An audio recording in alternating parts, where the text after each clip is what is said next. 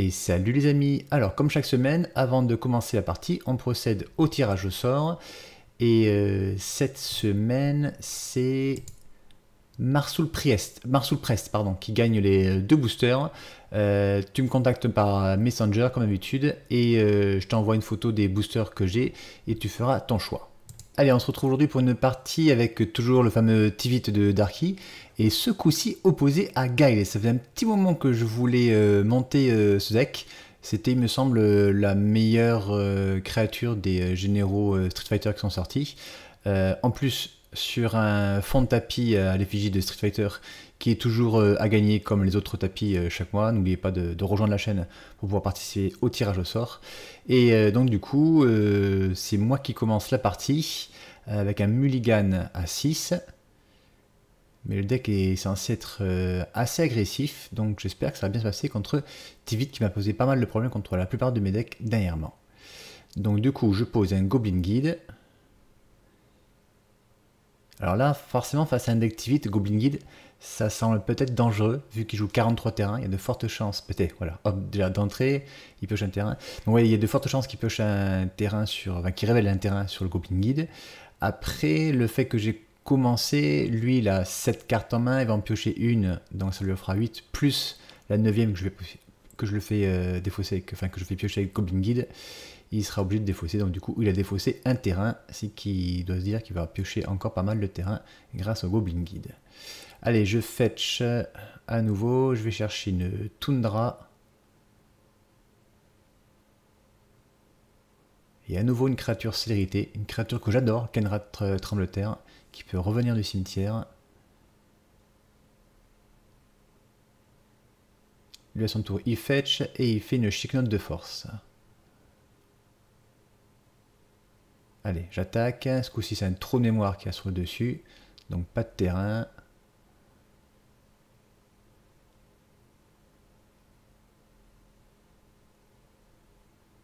Une rivière souterraine pour Darky. Et une fin de tour. À moi, je pioche Eiganjo que je pose de suite.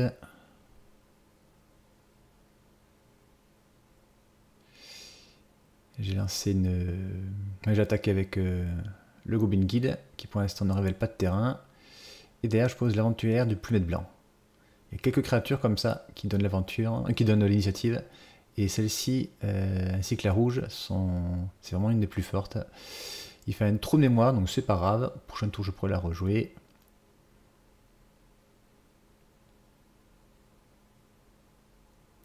Une plaine pour Darky, il ne fait rien. Son deck est principalement basé sur les éphémères, donc beaucoup de contres, beaucoup d'anti-créatures en attendant de poser Tivit. Moi je pose une confluence de mana, j'attaque encore avec Goblin Guide. Ah, ce coup-ci il n'y a pas de terrain. Donc en fait il lui a juste filé un terrain. En revanche, Goblin Guide a quand même mis 8 points de dégâts. Donc derrière je repose l'aventurière, et ce coup-ci qui n'est pas contré. Du coup, je vais me chercher un terrain basique dans la bibliothèque en entrant dans les souterrains. Son entretien, je dégage le Goblin Guide, c'est l'effet de l'aventurière.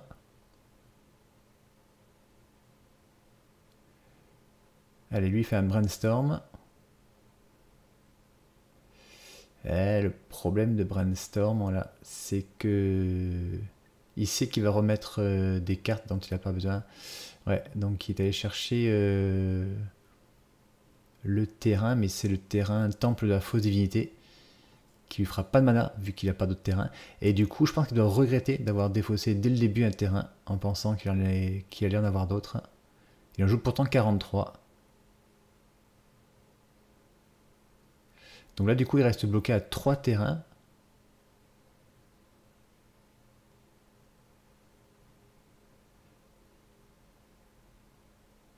Ah, il fait le mur d'augure, donc parfait, il peut piocher une carte et avoir un bloqueur en plus.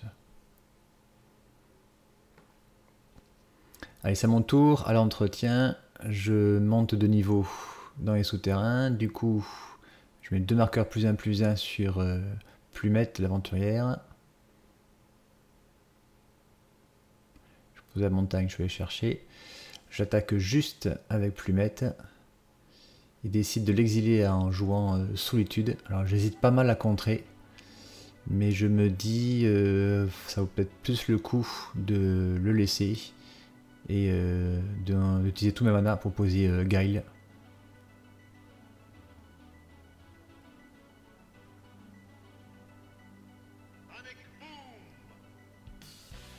Voilà, ce qui fait qu'au prochain tour, même s'il active vite sur la table, s'il pioche un terrain, je vais pouvoir quand même lui coller 4 avec Guile et en espérant avoir ensuite d'autres gestions. Ouf, Concis Jugement, ça commence à sentir le roussi pour moi. Il peut m'exiler Guile. Il a toujours son mur pour bloquer le Goblin Guide. Et je pense que bientôt il y aura Tivit qui va arriver sur la table.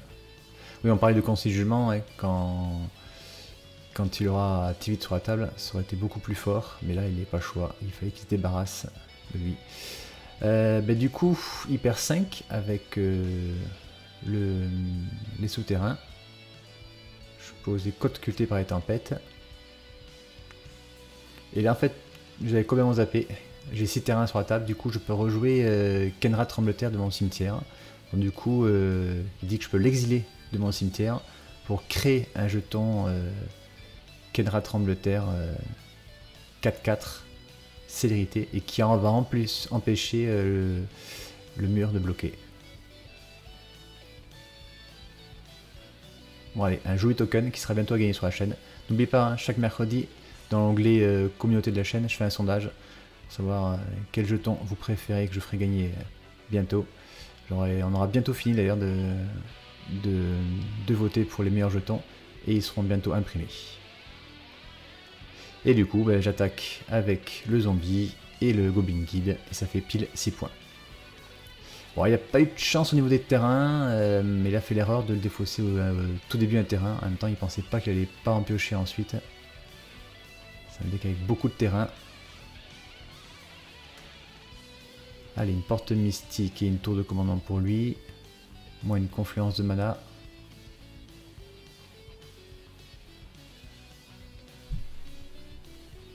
Donc j'ai beaucoup de créatures séréité, ce qui peut être pénible pour lui.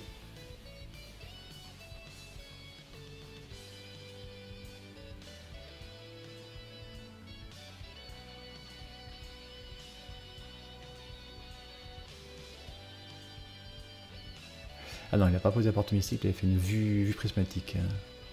Il avait changé de terrain. Du coup, je pose mon voleur de riche et c'est contré avec un nœud logique. C'est en effet plus logique, comme ça au moins il est tranquille, il a une carte au cimetière. Là, ce coup-ci, il joue la porte mystique.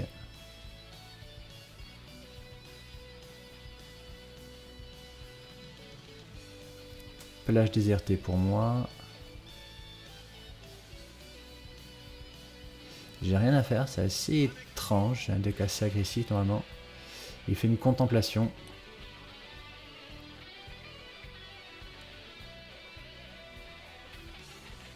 Alors s'il remet les cartes dessus, c'est qu'il est satisfait, et dans ce cas, ça sent mauvais pour moi.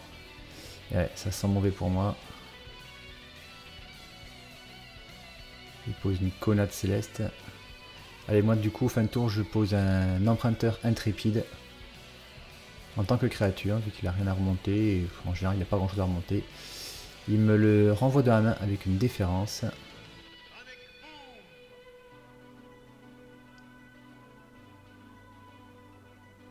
Là par contre, si je joue un seul sort par tour, ça va être assez compliqué. Parce que lui, il peut contrer assez facilement ou tuer assez facilement une créature par tour. Jusqu'à ce qu'il ait ses 6 mana pour pouvoir poser Tivit. Après, ce qui est délicat pour lui par rapport à lorsqu'il jouait contre moi et que je jouais Queen Marchesa. Dans Queen Marchesa, j'avais pas de contre-sort excepté la dîme de mana. Là, il sait très bien que je peux jouer des contre-sorts et il peut pas se permettre de lancer Tivit comme ça. Du coup, fin de tour, je relance l'emprunteur intrépide.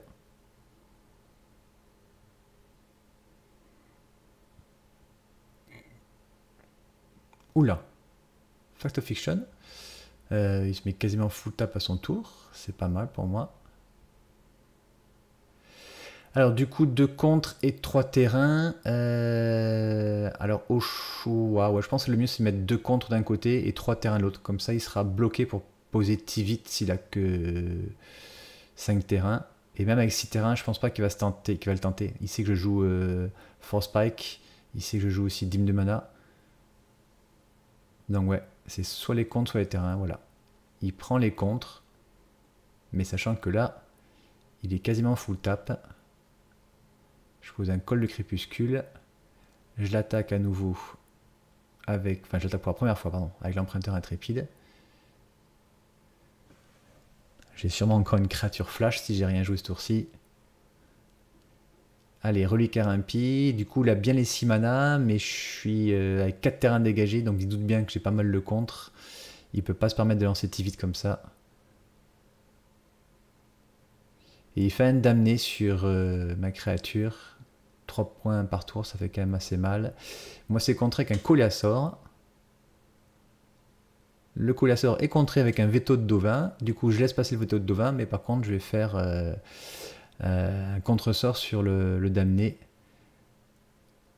Voilà, je perds un et je fais une fuite de mana sur damné. Et il se remet à nouveau full tap pour faire l'erreur de calcul. Il se débarrasse de l'emprunteur intrépide, mais il est à nouveau full tap, et c'est ce qui m'intéresse, moi. Je vais pouvoir jouer ce que je veux. Alors, j'ai pas pioché mon 5e terrain, ce qui m'aurait permis de poser Nemesis que j'ai en main, et Karizev.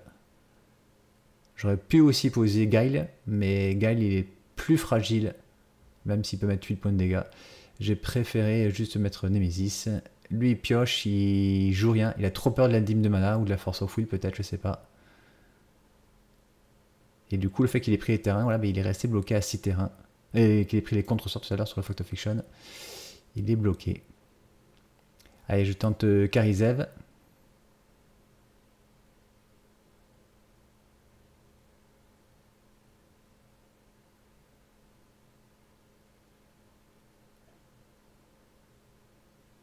Il fait un Tainting Back en réponse. Il révèle Otawara. Il a pas mal hésité, je me rappelle. Mais il me semble qu'il l'a gardé. Parce qu'il veut vraiment juste le terrain pour pouvoir passer outre une dîme de mana ou une chic note de force. Mais ah oui, il a plus de contre en main. Donc du coup, il veut faire ça. Ah si, il a fin du compte, mais ouais. Il fait fin du compte sur le Karizev. Et ben, il lui faut du mana pour poser Tivit maintenant. Il repêche un autre terrain derrière. Du coup, ça peut lui permettre de poser Tivit. Et même si je le contre, il pourra le reposer encore derrière. Ah. Étrangement, il l'a pas posé. Ben, du coup, il reprend 3, il passe à 8. Ah, ben voilà pourquoi il l'a pas posé. Et j'ai bien fait de pas poser mon dragon que j'avais en main aussi. Parce que du coup, il l'aurait bloqué avec Chromium. Ah oui, incontrable le sort. Vol, flash. C'est sa carte qui switch contre les autres decks contrôle. Du coup, lorsqu'il joue ça, en réponse, moi je vais jouer Hélice d'éclair. Je vais lui coller 3. Et gagner 3. Je passe à 18, ce qui devrait normalement me permettre de pouvoir le tuer avant qu'il ait le temps de me tuer. Ah non, il a une colonnade céleste. Ah, ça va être difficile. Puis il est quand même 7-7. Hein. Je passe à 11. Pose Otawara. Là, je pense qu'il va poser Tivit.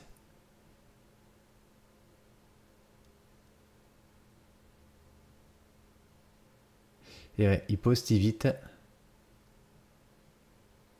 Moi, je suis content. J'ai mon contre-sort depuis tout à l'heure. Mais il a son trou de mémoire. Qui tombe vraiment bien, parce que du coup, le contre-sort, enfin, la fin du compte ne me servira pas à grand-chose au prochain tour.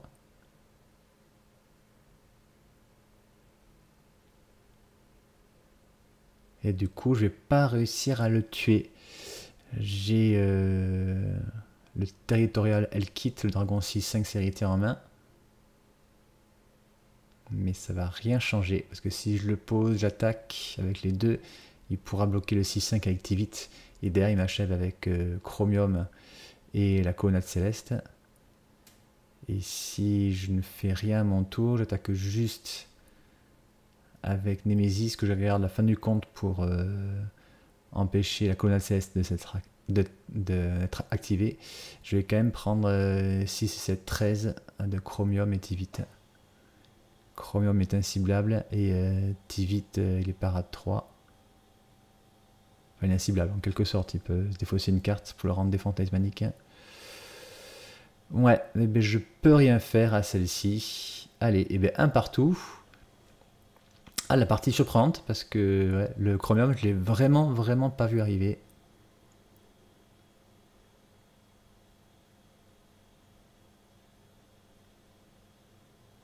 Ah voilà, je suis embêté parce que j'ai un rectorat de haut des falaises en main. Je peux pas le poser sinon il va arriver engagé. Donc je peux fetcher, mais si je fetch pour un terrain blanc-rouge pour pouvoir poser ma sentinelle d'espère que j'ai en main, j'aurai pas de bleu. J'ai pas d'autre terrain en main. Et donc du coup je suis obligé d'aller chercher un triome de Rograin. Trop risqué d'espérer piocher un bleu ensuite. Là je suis qu'à 2 terrains en main, c'est pas évident. Lui il fetch, il va chercher une mersoute et de suite il fait une prédestination version Picasso. J'aime pas du tout mais les goûts et couleurs, lui il adore, moi je déteste.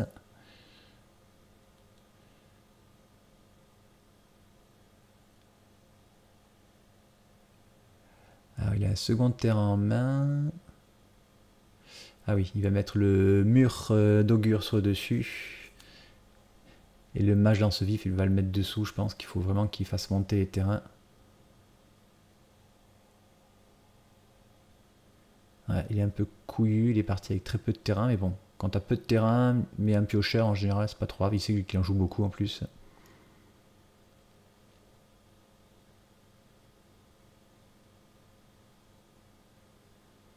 Avec Canal du Belvédère, mais du coup, en plus, moi j'ai un départ un petit peu mou parce que j'ai raté mon tour 1, je suis obligé de faire la sentinelle d'espère maintenant, mais ça risque de ralentir, c'est qu'il joue beaucoup d'éphémères.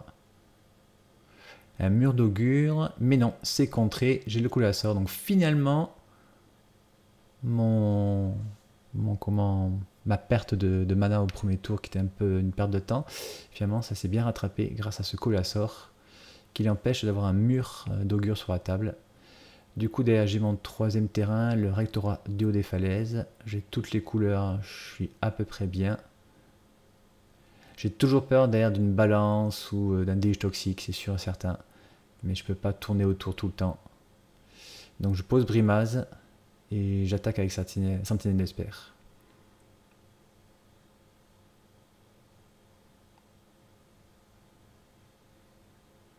Une rivière souterraine pour lui.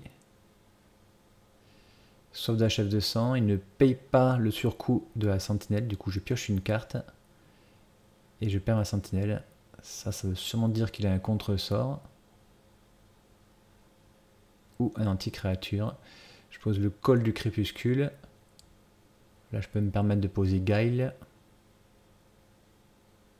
On va délattaquer avec Brimaz et son petit jeton chat et soldat. Il est pas beau le petit Garfield en, en chat et soldat. Et derrière je tente Kumano.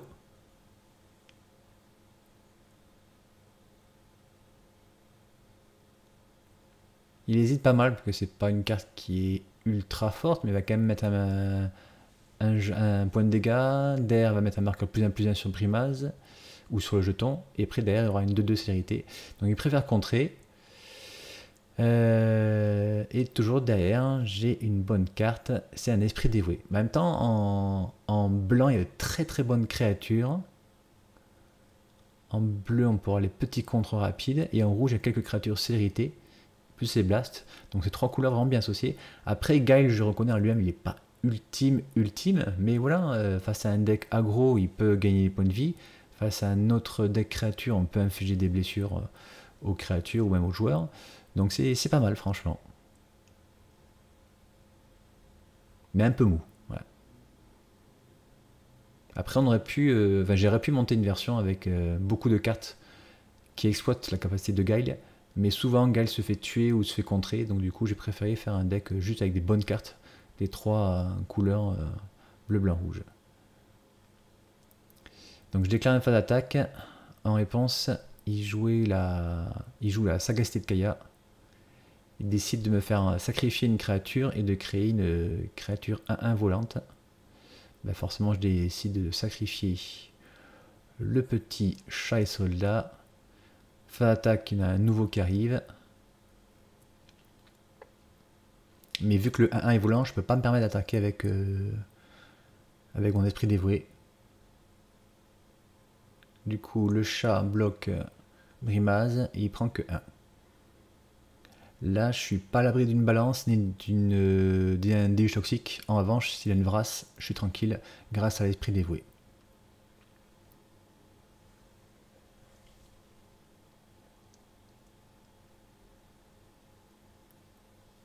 Une fin de tour pour lui. Il n'a pas de mana, mais du coup, j'en profite pour faire un clic Vendillon.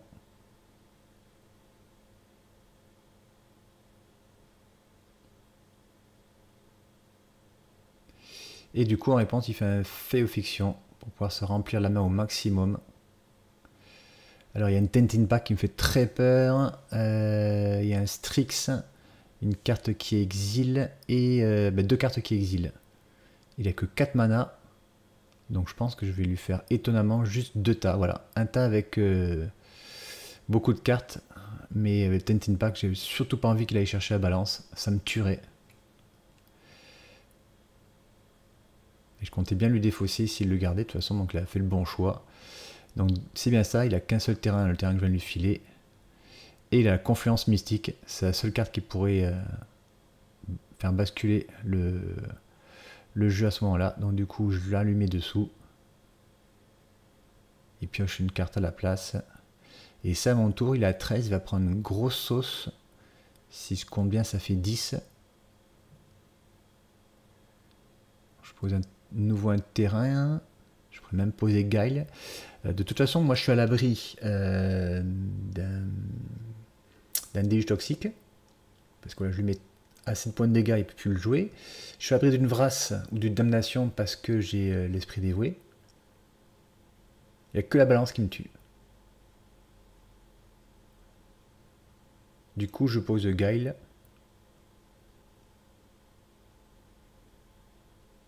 Ouais, c'était inutile, je pense, de poser Guile. Il a fallu qu'il y ait beaucoup d'anti-créatures et beaucoup de mana d'un coup, il pouvait pas. Je pense que j'aurais dû le laisser en zone. En tout cas, s'il piochait balance, j'étais comme un con.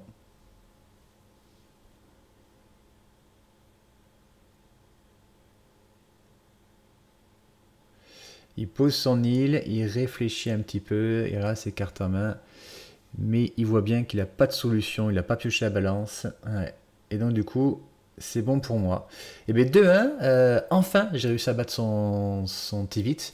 Mais comme il n'a pas eu de mana à la dernière partie, là, on essaiera encore de revoir Tivit lundi. Je pense qu'on va l'opposer à Raffine ce coup-ci. Voilà. Allez, comme d'habitude, on se dit à la semaine prochaine et à lundi pour les membres. A bientôt, bye bye.